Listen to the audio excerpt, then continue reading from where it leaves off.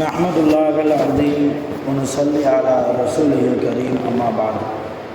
அன்பான பெரியவர்களே, ஜமாத்தார்களே, அல்லாஹ்வின் அருளால் ஃபஜ்ருடைய தொழுகையை தொழுதுவிட்டு நன்மையான காரியங்களை குறித்து பேசுவதற்காக கேட்பதற்காக நாம் எல்லாம் அமர்ந்திருக்கிறோம். எல்லாம் வல்ல அல்லாஹ்வின் ரஹ்மத்தும் மேலான மஃபிரத்தும் நம் அனைவர்கள் மீதும் முழுமையாக வந்து சேரட்டுமாக. ஆமீன். கயிறு பரக்கத்துகள் நிறைந்த நாளாக, கெட்ட முடிவுகளை விட்டும் முசீபத்துகளை விட்டும் அல்லாஹ்வின் படைப்புகளின் தீங்குகளை விட்டும் பாதுகாப்பு பெற்ற நாளாக வல்ல ரஹ்மான் இந்த நாளை நமக்கு அமைத்து தருவானாக. ஆமீன். சங்கையான பெருமக்களே, நபி ஸல்லல்லாஹு அலைஹி வஸல்லம் அவர்களுடைய சொல், நபி அவர்களுடைய செயல், நபி அவர்களுடைய அங்கீகாரம்.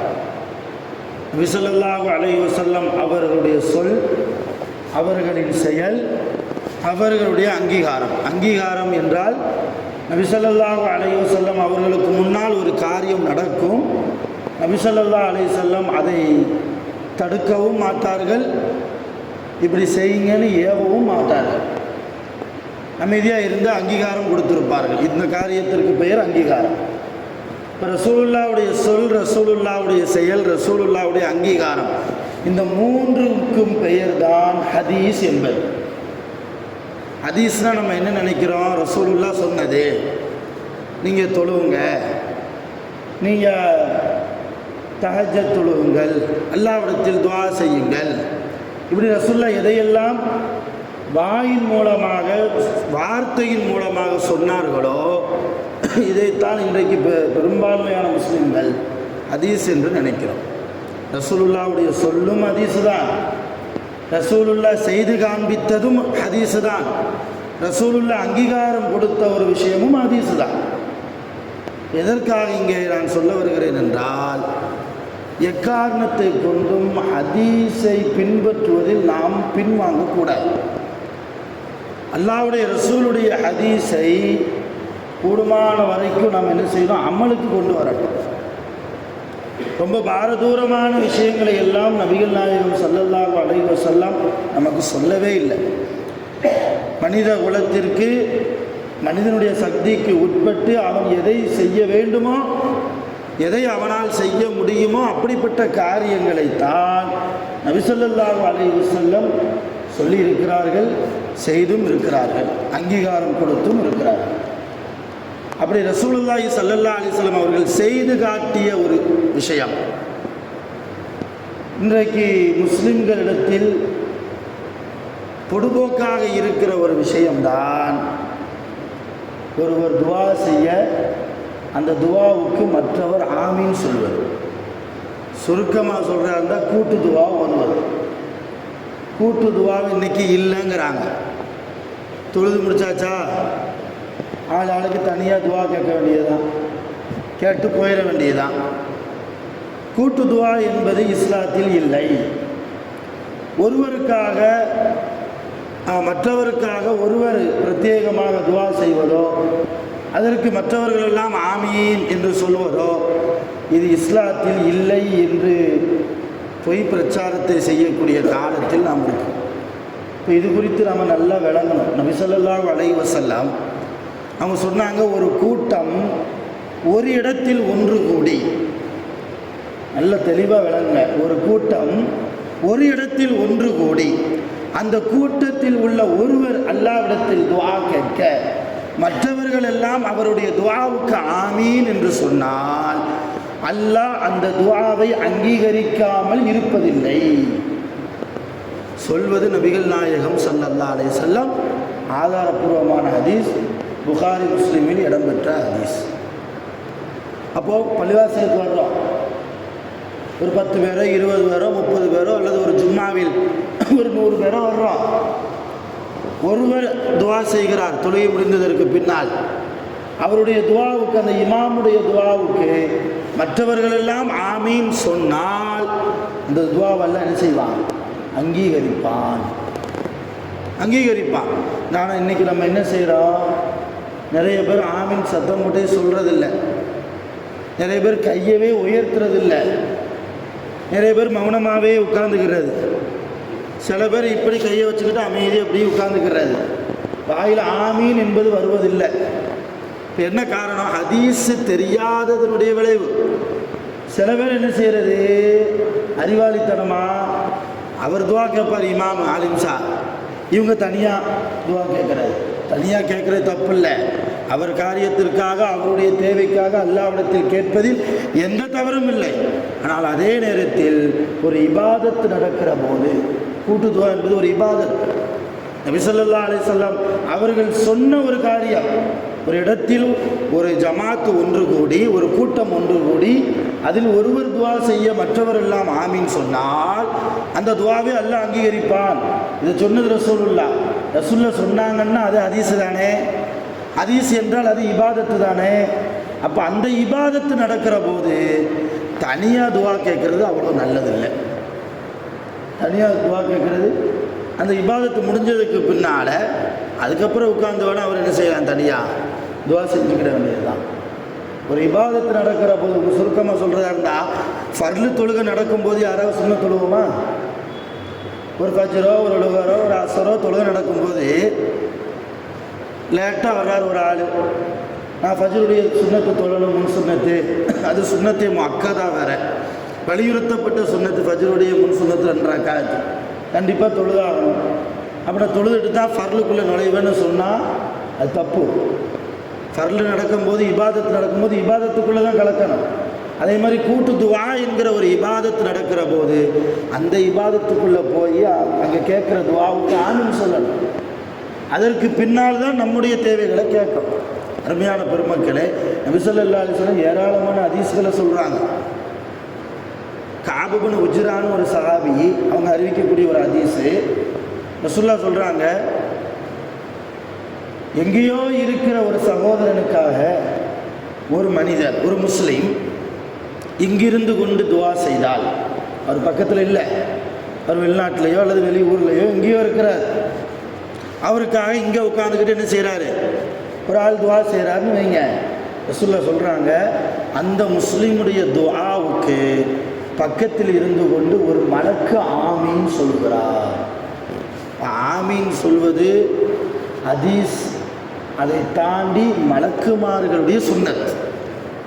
துஆவுக்கு ஆமீன் சொல்வது மலக்குமார்களுடைய சுன்னத். அது இப்போ நான் என் சகோதரனுக்காக துவா செய்கிறேன், அவர் வெளிநாட்டில் இருக்கிறாரு, எல்லாம் அவருக்கு ஒரு ஆரோக்கியத்தை கூட, ஆஃபியத்தை கூட, பொருளாதாரத்தில் நிறைய பறக்கத்தை கூடன்னு கேட்குறேன். அப்போ என் பக்கத்தில் உட்காந்து யார் ஆமீன் சொல்கிறா? மலக்கு ஆமீன் சொல்கிறாங்க. ஆமீனோடு மட்டும் இல்லை, அவர் ஒரு துவாவும் செய்கிறார். யாருக்காக? எனக்காக. நீ உன் சகோதரனுக்கு எதையெல்லாம் கேட்டாயோ அதையெல்லாம் அல்லாஹ் உனக்கும் தருவானாக. அவர் துவா செய்கிறார். இப்போ என்ன விளங்குறோம்? கூட்டு துவா என்பது ஒருவர் துவா செய்ய மற்றவர் ஆமீன் சொல்வது என்பது மலக்குகளுடைய சுன்னத்தாகவும் அது இருக்கிறது. நல்லா வழங்க. ரசூலுல்லாஹி ஸல்லல்லாஹு அலைஹி வஸல்லம் இந்த கூட்டு துவா கிடையாதுன்னு சொல்கிறவங்கெல்லாம் என்ன கேள்வி கேட்பாங்கன்னா, ரசூலுல்லாஹ் என்னைக்காவது மற்றவருடைய துவாவுக்கு ஆமீன் சொல்லியிருக்கிறாங்களா, அப்படி ஏதாவது ஒரு ஹதீஸை காட்ட முடியுமான்லாம் கேட்பாங்க. நமக்கு தெரிஞ்ச பிரபலியமான ஒரு ஹதீஸு, அந்த மெம்பர் படியில் ஏறும்போது ஒவ்வொரு படியிலையும் கால் வைக்கும்போது ரசூலுல்லாஹ் என்ன சொன்னாங்க? ஆமீன் ஆமீன் ஆமீன்னாங்க.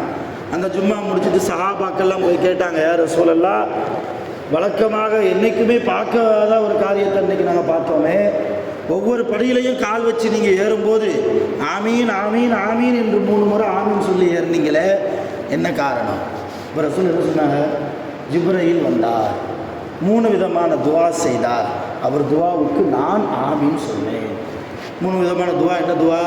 யார் ரமலானை அடைந்து அவருடைய பாவங்கள் மன்னிக்கப்படுவதற்கு ரமலானை யார் பயன்படுத்தவில்லையோ அவர் நாசமாகட்டும். ரசூலுல்லாஹ் ஆமீன்னாங்க. இது முதல் படியில். ரெண்டாவது படியில் கால் வைக்கும்போது உங்கள் பெயர் கூறப்பட்டு, யார் உங்கள் பெயர் யாருடைய காதில் கூறப்பட்ட நபர் உங்கள் மீது ஸலவாத்து சொல்லாமல் இருந்தால் அவர் மீது சாபம் உண்டாகட்டும், அல்லாஹ்வுடைய நாசம் உண்டாகட்டும், ஆமீன் சொன்னாங்க. மூணாவது படியில் கால் வைக்கும்போது யாருக்கு வயது முதிர்ந்த பெற்றோர்கள் இருக்கிறார்களோ, 2 பேர் தாய் தந்தை அல்லது 2ல் ஒரு ஆள், அவங்கள சரியாக கவனிக்கலைன்னா அவர்களுக்கு நாசம் உண்டாகட்டும். யார் கேட்டா? ஜிப்ரீல் அலைஹிஸ்ஸலாம். அதுக்கு யார் ஆமீன் சொன்னா? நபி ஸல்லல்லாஹு அலைஹி வஸல்லம்.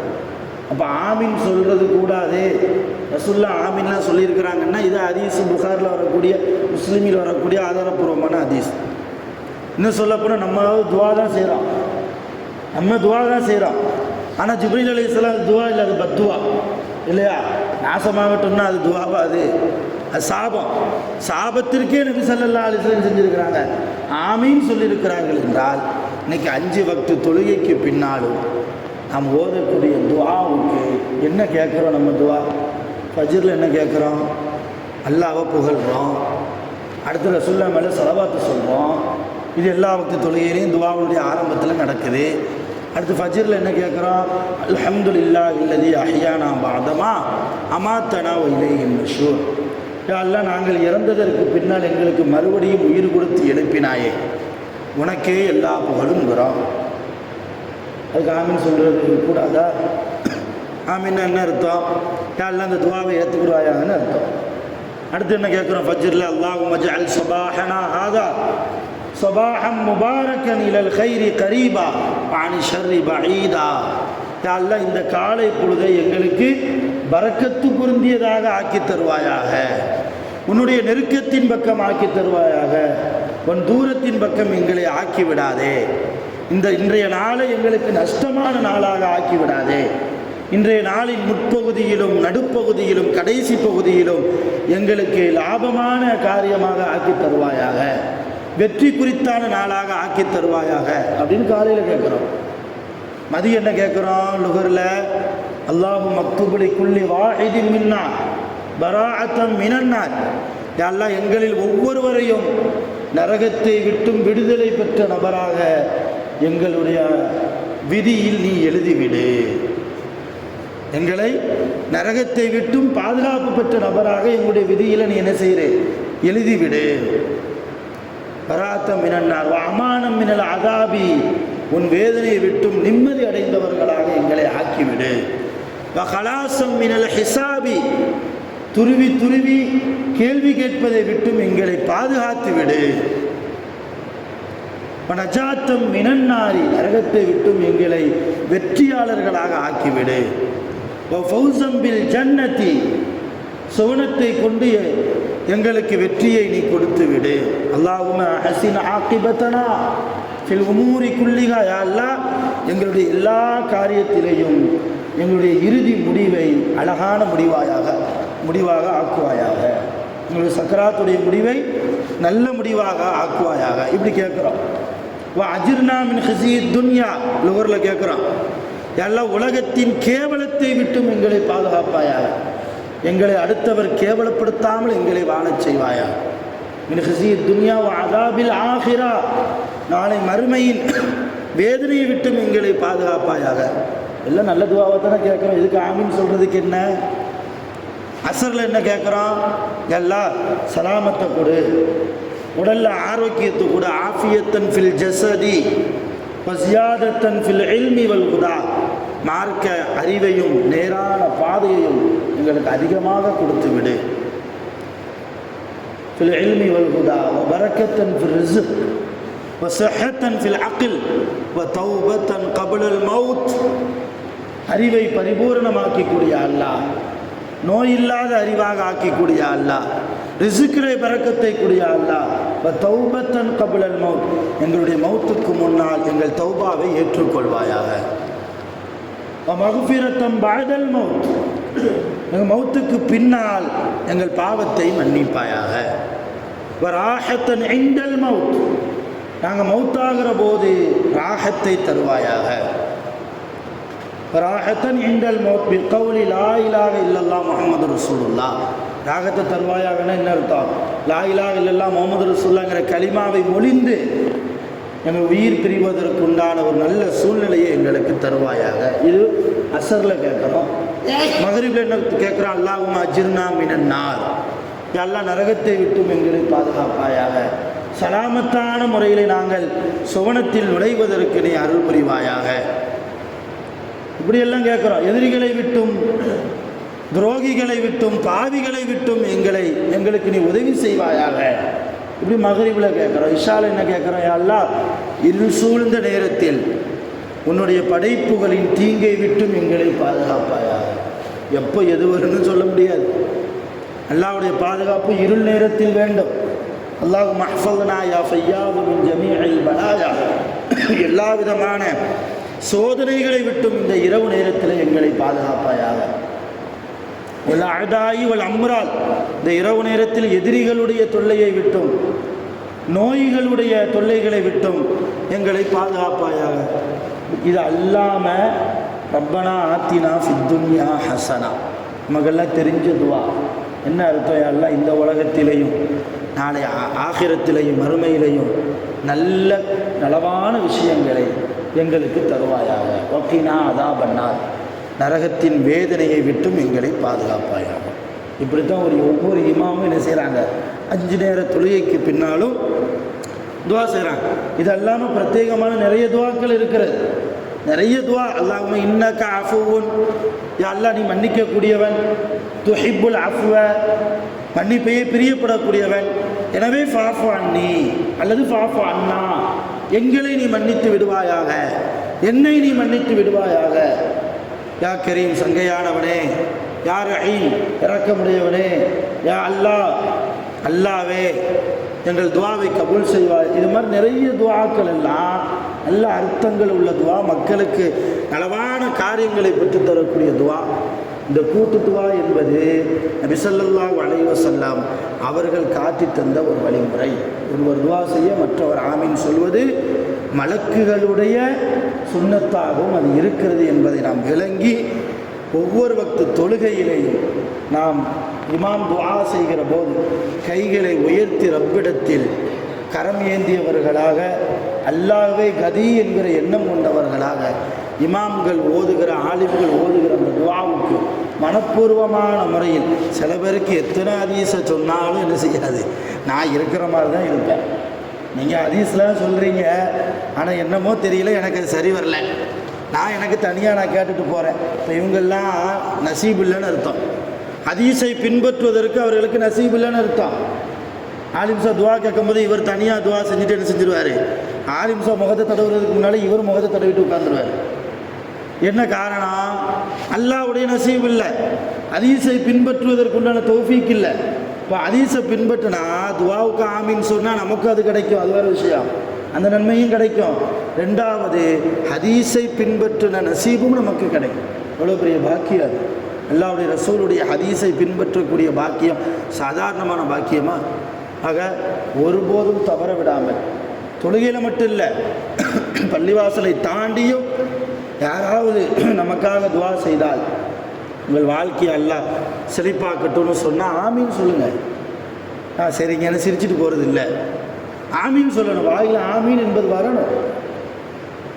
அடுத்தவர் யாருக்காவது 2 பேர் நின்று துவா செய்கிறாங்க, அந்த இடத்த கடந்து போகிறீங்களா, ஆமீன் சொல்லுங்கள். ஆமீன் என்பது அருவருப்பான வார்த்தை இல்லை, ஆமீன் என்பது நஜீஸான வார்த்தை இல்லை, ஆமீன் என்பது மலக்குகள் பயன்படுத்திய வார்த்தை. ஆமீன் என்பது நபி ஸல்லல்லாஹு அலைஹி வஸல்லம் அவர்கள் பயன்படுத்திய வார்த்தை, சஹாபாக்களும் பயன்படுத்திய வார்த்தை. ஏராளமான ஆதாரங்கள் இருக்கிறது. ஆக ஒருபோதும் இந்த அமலை நாம் விட்டுவிடக்கூடாது. வல்ல ரஹ்மான் ஹதீஸையும் குர்ஆனையும் முழுமையாக விளங்கி பின்பற்றி வாழ்வதற்குண்டான நல்ல தௌஃபீக்கை நம் அனைவர்களுக்கும் தந்து அருள் புரிவானாக. உலகத்தில் வாழ்கிற போது நீண்ட ஆயுள் காலம் கொடுக்கப்பட்டு சாலிஹான நிறைய அமல்களை செய்து மரணிப்பதற்கு, நோய் நொடியில்லாமல் வாழ்வதற்கும் வல்ல ரஹ்மான் நம் அனைவர்களுக்கும் அருள் புரிவானாக. வாஹிரு தஅவானா அனில் ஹம்துலில்லாஹி ரப்பில் ஆலமீன். சுப்ஹானல்லாஹி வபிஹம்திஹி, சுப்ஹானல்லாஹி வபிஹம்திஹி, அஷ்ஹது அல்லா இலாஹா இல்லா அன்த, அஸ்தக்ஃபிருக வ அத்தூபு இலைக்.